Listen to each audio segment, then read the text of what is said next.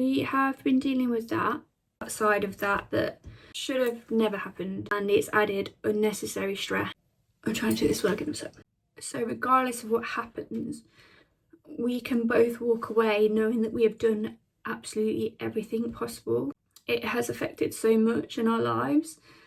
We don't want any regrets. How it potentially could affect me is because it's added a question mark that I need not to be there. It has been a while, and I wasn't planning on this being my first video back. However, there has been lots going on, and I just feel for me this would be good for me to clear my head. It will also hopefully answer your DMs, because that is slightly stressing me out, that it's taken me either so long to reply to you or I haven't replied to you yet, just because some of it's been hard to put into words, and if you've been following me for a while, that's not my strong point, having dyslexia, and the longer I leave it, the more things build up and then I get more anxious about it. So obviously this video is not for everyone, but I do have two fairly big updates for you. So this comes with the biggest warning: this does contain miscarriages and IVF, so it's not for everyone. So my first update is actually good news for a change, and I have alluded to some of it throughout the videos maybe, but if I'm honest, I can't remember what I've actually said, because I know I was trying not to say too much because at the time it was a legal issue. There has been so much going on recently that it kind of got overshadowed, and we had some things going on with some friends at the time, and always stressful or not as nice things that are going on always tend to take your attention versus what's good's going on. And it was only when we were away that I realised that we haven't really celebrated this win, considering how much time and stress and upset that it has caused. So partly why I wanted to do this is because I wanted to acknowledge the good news, and B, if anyone's been through anything similar, I hope this gives you the courage, no matter how difficult it is at the time, to continue. And I've got to say, if it wasn't for Jimmy, we probably wouldn't be coming out with this good news, because I was finding it particularly difficult to deal with. So he was the main force behind it. So before we get to the good news, a bit of the not so nice news and backstory. And this comes with a huge caveat. I am not bashing the NHS as a whole. They do amazing work. They are very overly stretched, and there are departments that I've dealt with previously that have been amazing. But I've got to say, gynecology throughout my adult life has been terrible. And then obviously this experience I'm about to explain. So taking you back to when I was pregnant with twins, it was actually triplets at the start, but we knew one wasn't viable, but two were doing extremely well, heartbeats were good. It was a missed miscarriage. I had no symptoms at all. It was only because I was so closely monitored that it was picked up.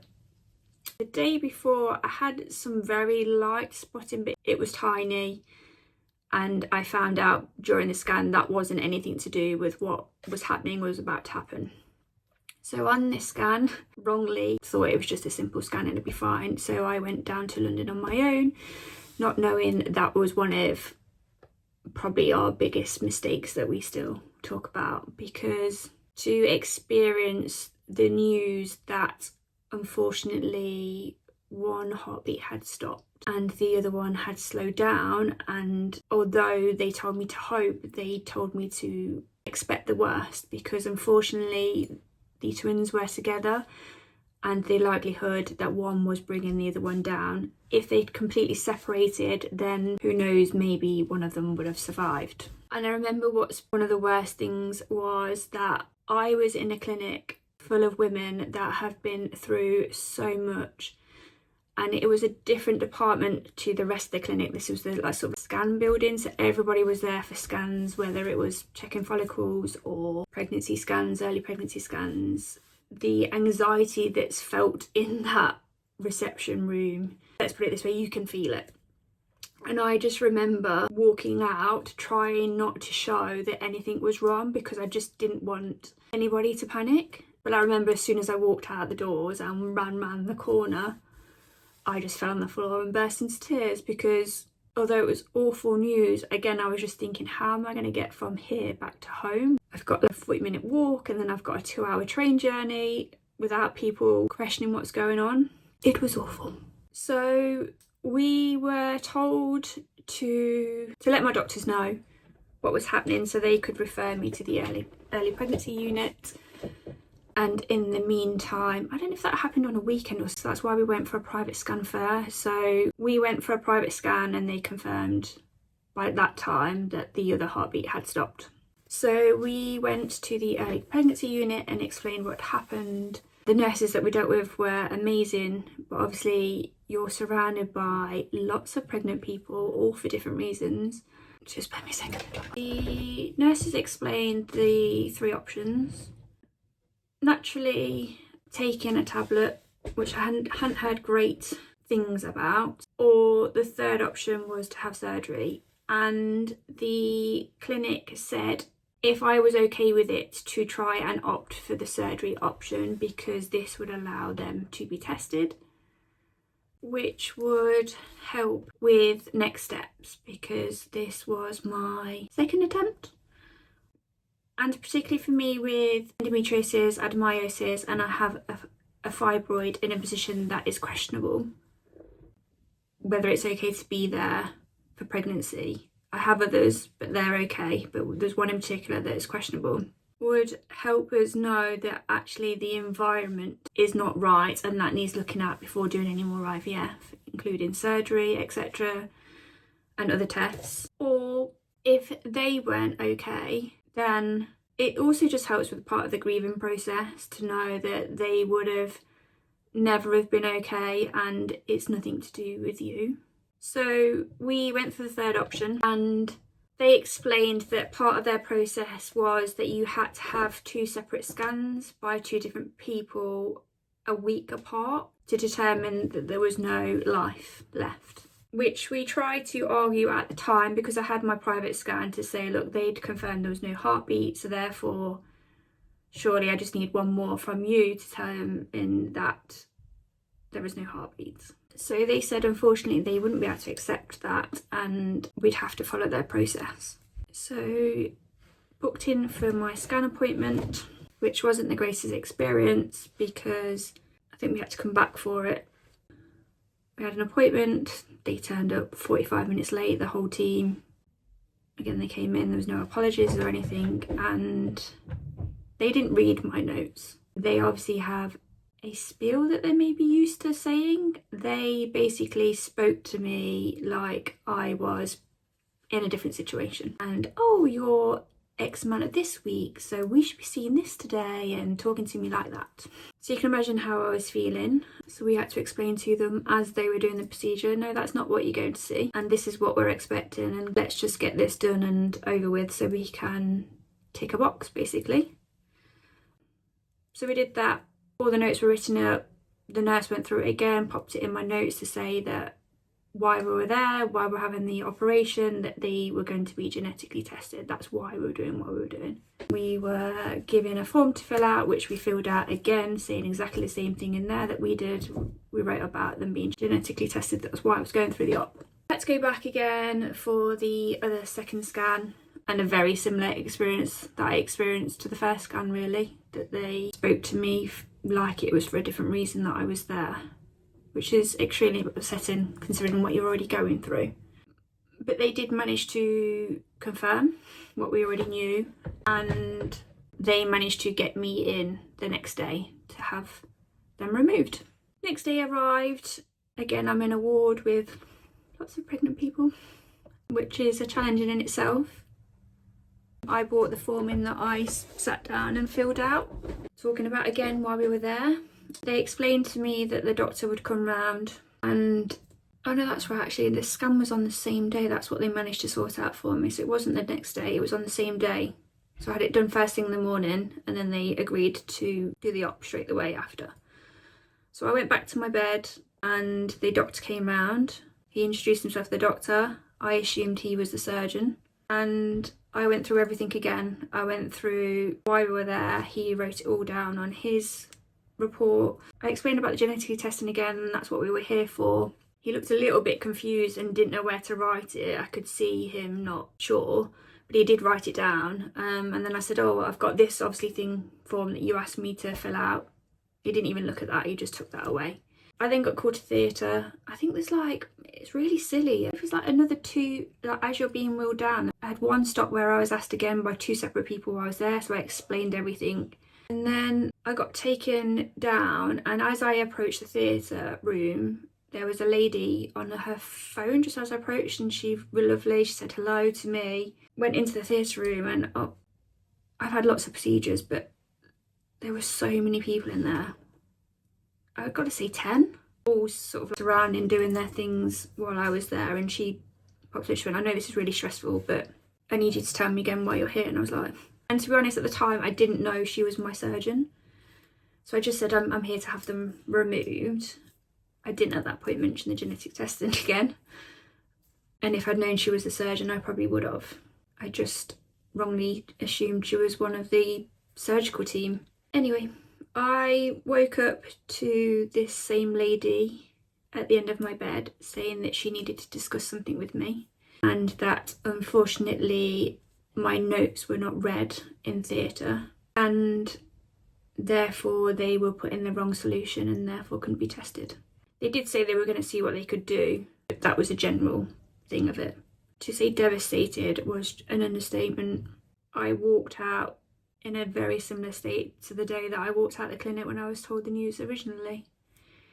It felt like that last bit of hope, of understanding, had been taken away, and the way that they were talking about it in the hospital, that miscarriages were very common, they see it all the time, and brushing it off a little bit. And yes, miscarriages do happen a lot, unfortunately, but they all mean something to somebody in some way. And because of what I'd gone through and how closely monitored I was and how much money we'd already spent, that it was a really big missing for us to find out what potentially the problem was. So after getting everything that was going on, it was only when we spoke to a few different people that we knew within the industry, just generally just telling our story, what happened, and they were like, have you taken that up with the NHS? And we were like, no, why? And they were quite shocked at what we'd experienced and said that that wasn't normal and it needed flagging, and they gave us the process of what you should do, and we went down that route. Again, we were fobbed off. Finally getting the report back, I think after being ignored, the report didn't read correctly. Their events on what happened, it mentioned that the surgeon had come and seen me before and spoke to me, but she can't remember the conversation, which didn't happen. And then I think we challenged that, and then it came back to say that she did come to find me, but it must have been when I was having my scan, and she said that I wasn't in my hospital bed, so she didn't come back round again. They didn't introduce themselves when I was in theatre, but that's who they were. So again, after speaking to people, we were told not to drop it, and it was a big thing. So we got a solicitor involved who wrote to them a few times. I think we got ignored again. She pushed again. I think they had an open day meeting where they discussed a couple of things, and they kind of fobbed me off, saying that they admitted that they didn't follow process, but they're not admitting that there was any harm to me, or I can't remember exactly the words they used. But if anyone's ever been, and I don't mean just from a medical point of view, but anything to do with solicitors, and the amount of times that things go backwards and forwards and how detailed everything is from a dyslexic person as well, it's extremely stressful and anxious. And then Jimmy's not great at remembering all the details of things, like how it's affected me. Some stuff I've put aside, but it needed to be put into the report, so I had to go through old photos and videos, and which was upsetting. And then you'd always get it was either weeks or months later, you'd get it back for it to be amended. And so basically this has gone on for 18 months now. So the solicitor ended up getting a barrister involved who was like, no, this is definitely not right. and managed to pull a load of case studies together that weren't actually a similar situation to me, but it was actually, I think it was a male person that went through and had a procedure that he didn't need to be put under anaesthetic for if they'd done something. It basically went through a massive thing, and that all got sent to the hospital and then they responded. The solicitor goes in with a figure that they feel is correct, right, to ask for, and then when the barrister saw it, she was like, no, this is bad, and she went in with double the amount that the solicitor originally went in with the hospital. So I think in the end the NHS came back with half, and I said to the solicitor that I'm not playing these games, we then go up half, because to me this isn't about the money. This money is nowhere near the amount that it's cost us, for the treatment after that we probably wouldn't have needed if we'd got the answers that we were hoping, the stress, the trauma, because I didn't realise how much this legal thing going on in the background has played on my mind, because when I got the phone call to say that they had agreed and taken liability, I burst into tears. It's obviously one of those things that I've been worrying about without openly worrying about it. So I explained, for me, this was recognition. I wanted recognition that they were at fault. This wasn't about the money. Don't get me wrong, I am appreciated that we did walk away with some money because that's allowed us to do this next treatment. But it's never gonna cover actually what we've been through. So I just wanted to acknowledge that, because I just felt really bad, and it came up on holiday because we had an amazing time, but there were times where I was finding it really hard to relax and I was feeling worried and anxious, and I just think and realised that I have probably been living in a slight anxious state and it's become the norm, and I just didn't know how to quite switch off on holiday. And I just hate to think that we've had such a big win that I've been so stressed, and well, we've been stressed about the arguments it has caused and the upset that it's caused, to not appreciate something good happening. So I wanted to do that, and I wanted to share that because I couldn't share it at the time, and I'm trying to be as transparent as I can during this process. And it's also just, if you think you're never going to get, because we never thought we'd get anything, to be honest. It started off, I just wanted recognition that were at fault and they'd look at their processes, and it's not just a miscarriage, because it happens all the time. These are people's lives and it means a lot to people. We were fortunate to do another treatment after that had happened, but there are people out there that would have happened too and not been able to do anything after. So yes, I thought I would quickly share that with you. So if you think you're not going to get anywhere, this is your sign to keep going. And thankfully for Jimmy for pressing on, because it's not that I didn't want to, I just didn't have the fight at the time. I think you've got a year, I think, to fight anything like that. I think because then we're back into the other rounds, that was taking up my time. And so yes, any questions? If I will try and answer below. So this is going to bring you more on to present day. And again, before I tell you what's happened, I'll give you about a bit of a rundown of where we are or where we've been. So previous cycles we have done fresh transfers, so we've generated embryos and then we've transferred them straight away. And I think my fourth round at the other clinic, I wanted to do things this way that I'm about to explain what we're doing. But because I'd had 2 pregnancies by then, obviously the twins, triplets, and then I had a chemical on the 3rd round, they were kind of saying, look, it's working, your body's responding well, it's just a numbers game, which IVF is unfortunately a numbers game unless you've got something seriously going on as well that you can't see. So I followed it, and it was the worst round I've ever done, even though I think it was the round that I took the most supplements, medication. We'd stopped drinking for over 6 months before doing it. We'd both cut out caffeine for a year. We were on a very healthy diet, so we did everything, but it was probably my worst round. It probably didn't help the stress of I think I had my endometriosis diagnosis in between, so that probably didn't help either. And then unfortunately the stuff we went through with Harry and lost him, which is why we postponed it another month, because I was just devastated. So maybe stress on the body, but at the time I just thought it was because I'm older, we've used up so many eggs already. That was maybe the reason why it was the worst round. So this time after an 18-month break. We're doing things a little differently, and at each stage I've not known whether each stage was going to work or be whether each stage I wanted to work. I think I got myself to a point after 18 months of just trying to get things back on track. I started being better with my content, started getting more offers from brands, and I know previously before we started IVF that was happening, and then I had to just stop everything because it was all just too much. I couldn't do everything, and obviously with the old clinic we were 2-3 hours away and we had to be in for 7:30 a.m. every day, so we were leaving at 4, travelling down, either spending half a day there or a full day there, because some days you needed 2 lots of blood tests and a scan, so you'd have to wait around for the second one, and travelling back I was just getting back, eating and going to bed. I just had no other time for anything else. And this time, although the clinic we've chosen is based in London, you don't have to go every day. They don't need you to go every day, which has been helpful and less stressful.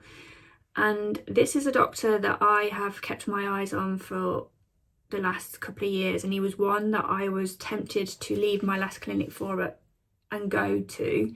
When you're in this process, the thought of moving all your stuff to another clinic, it just feels very stressful at the time. And the old clinic that I was at, everything was handwritten, so to get your notes from people, it was just really stressful. I wish I'd realised, because it's not stressful at all. It's been really smooth moving from one clinic to another, and the clinic that we've moved to, everything is easier. The environment is calmer. You don't have to go every day, so it doesn't feel like a boot camp. Everything is app-based, so my appointments are on an app, my communication, conversations are on the app, so you can see everything. My medication's all on the app, so I get notifications when I should be taking stuff and what it's called, because what is it with IVF drugs? Why are they all so long? I can never pronounce any of them. Any test results that come in go straight through the app, so I can see them straight away. So the whole process has been great, and I've chose this doctor because although my previous clinic are renowned for how well they do getting people pregnant, I don't think, and I felt it, that they weren't too particularly interested in my endometriosis and my conditions. And that was a concern for me towards the last couple of rounds.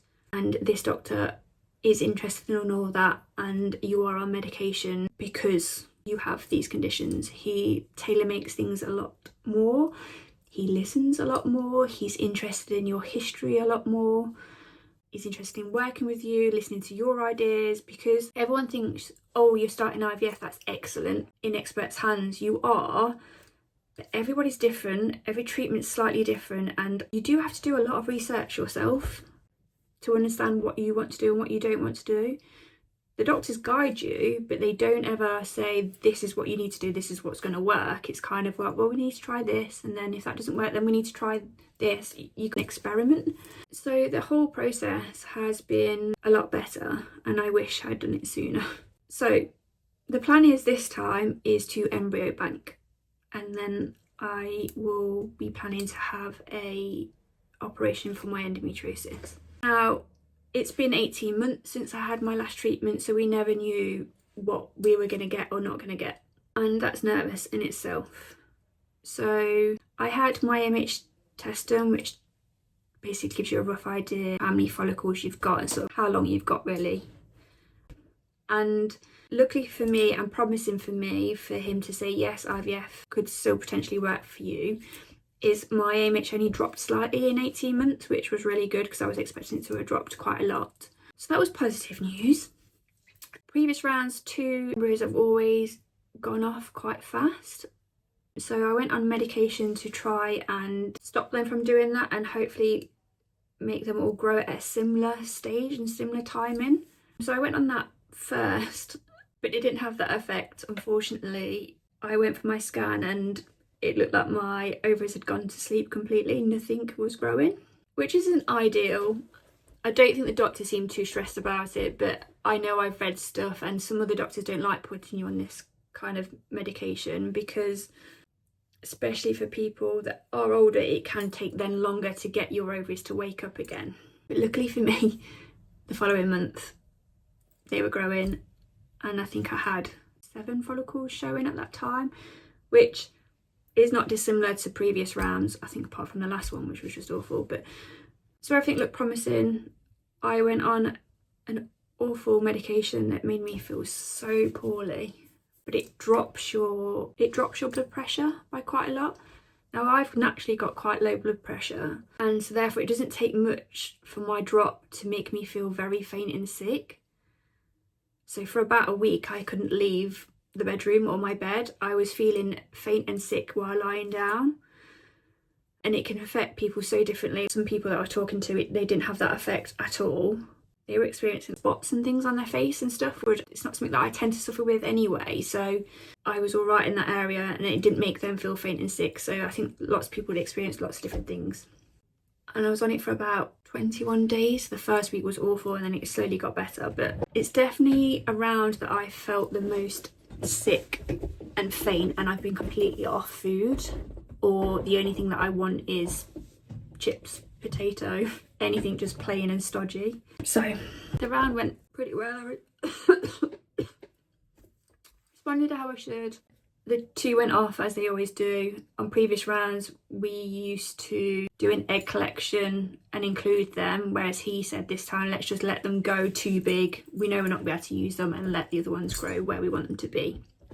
So that was the approach. That's what we did.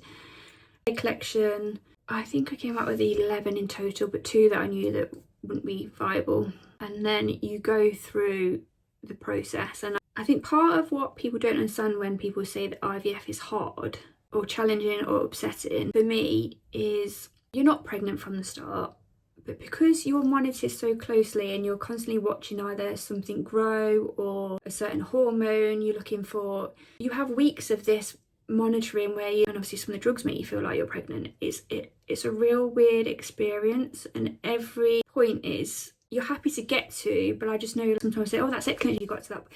It doesn't feel excellent. It almost just feels like, okay, I've took that off, right now I need to worry about this bit. It's really hard, and I started off not knowing if the medication would work for me, and they did, so that was great. And then would they grow? They did, great. And then can I collect any, which is an experience in itself, because you have the trigger shot 2 days before egg collection. It's a very specific time because of when you have your operation. So I think it's like, it has to be bang on 72 hours. You have the trigger shot one night, and then 2 days later you have to be in at that time for your op, and it has to be done at the right time. And then you wake up just waiting to know if they got anything and how many they got. And I've known people that have woke up, and even though they've had loads of follicles growing, they didn't actually walk away with any eggs, which must be just awful. Sometimes that is a timing thing, and they've had to then go in for the op again later on that day or the next day, and then they've managed to retrieve stuff. So there are reasons, but so you go through all that, and then you go through another difficult stage, which is you end up with the 11, but you're never going to end up with the 11 at the end of the process of what they have to go through. So day by day you're watching them drop off, which again, it's like you're losing something, but you're trying so hard just to concentrate on what you've got. But it's what's good about this clinic, not everyone likes it, but it was new for us, is that you actually get to watch them live growing and developing, which we just found fascinating. And it was just a nice thing that you go through all this stuff, you spend all this money, and you can actually see something tangible. So we liked it. Not everyone likes it because it does cause you anxiety, checking all the time to see where they've got to and if any have stopped growing or any of them not where they should be. And I won't go through everything of that bit, but we ended up with 2 blastocysts. It looked like 4 were going to make it, but they didn't. And we have been on and on about testing them before freezing. PJ testing can tell you things that are potentially wrong with a potential baby, but what it's mainly for, and what it's for us, is determine whether would it have implanted, or if it did, would it survive or would it miscarry, and that's what they're kind of looking for. So I was hoping for 4, but 2 went off for testing, and it takes 2 weeks for it to come back. Now, again, being in this for how long I've been in, I know the likelihoods of what's going to happen and what's not going to happen, especially only going in with 2. The likely of them being okay is very thin. So I was preparing myself for the worst, and unfortunately they came back abnormal, and so it meant that they wouldn't have implanted at all, or they would have miscarried at some point. So devastating news at the time. It's hard but you then need to think that it might be saving you some grief later on. It's a lot to take in, and I think the review that we had, one looked like it was a sperm issue potentially, and the other was an egg or a combination of the both. So it's not great, but it gives you a bit of an indication maybe what was going on. So we have been dealing with that, and then something else has happened outside of that that should have never happened, and it's added unnecessary stress. And Jimmy's said that I've taken the embryo news well, and I'm hoping that is the case because I prepared myself for that, or it's because this other thing is taking my focus. It's something I can't really talk about too much at the moment, and I'm still trying to process it, to be honest. And because I can't talk about it at the moment, I feel it's frustrating me, and I'm finding it hard to concentrate on other things. So that's why I'm doing this, because I'm hoping just saying it out loud a little bit might put it to bed for me for now. But basically, me and Jimmy are putting ourselves through this whole scenario again, and potentially another 2 treatments. I'm trying to do this work in a So regardless of what happens, we can both walk away knowing that we have done absolutely everything possible, and we have put our lives on hold for the last few years. It has affected so much in our lives, but we are doing that because we don't want any regrets. We don't want to, 10 years time, think there was more that we could do. And the reason why this thing, as stressful and upsetting of what happened at the time, but how it potentially could affect me, is because it's added a question mark that I need not to be there to feel okay about what we've done. And for anybody who's watching that's with the same doctor, I assure you it's got nothing to do with him. He's been amazing. So please don't worry. It's anything to do with that. It's not. And hopefully I can talk about it at some point. I'm just not happy with what's happened, and also just how it's being dealt with. And I'm hoping that will be rectified somehow. I'm not sure how, because nothing's going to make me feel completely better about it. But how it's being handled currently is definitely not helping. So sorry, I can't say any more than that for now. So if you're still with me, thank you so much for watching. If you have any questions, please comment below. It really does help other people as well that are watching and probably don't want to ask the questions. I definitely was one of those people. If anyone wants to know more about the whole IVF process, because it is really difficult and does feel really lonely, even if you have got people around you. I've got some great people that are always checking in and stuff on me, but it does feel quite isolating. And partly of that is because you do it to yourself, because you're just trying to cope with stuff day to day. And I know now, because this has been going on so long, I don't want to bore people with it. And also, I'm also finding difficult talking about such negative stuff all the time. So sometimes it's just hard for me to talk about, because I'm actually sick of my own voice talking about something so difficult. Or every time someone asks me how I am, it's like, yeah, I'm okay, but just things are difficult at the moment. I must say that all the time in every single message that I get, and I just find that so annoying myself, let alone what they must be thinking of me. But hopefully after this, I feel like I've updated you up to date and then I can start continuing sharing normal content with you. I have recorded lots, I just need to edit it. I've also got 2 holidays. One is almost complete. If you still want to see that, please comment below, because it will give me that kick up the bum to just get it finished and upload it. And I may tag on the holiday that we've just had, because that's more of a montage of a beautiful hotel that we went to. And then we'll just get back to the usual vlogs. Hopefully now my head is hopefully feeling a little bit clearer.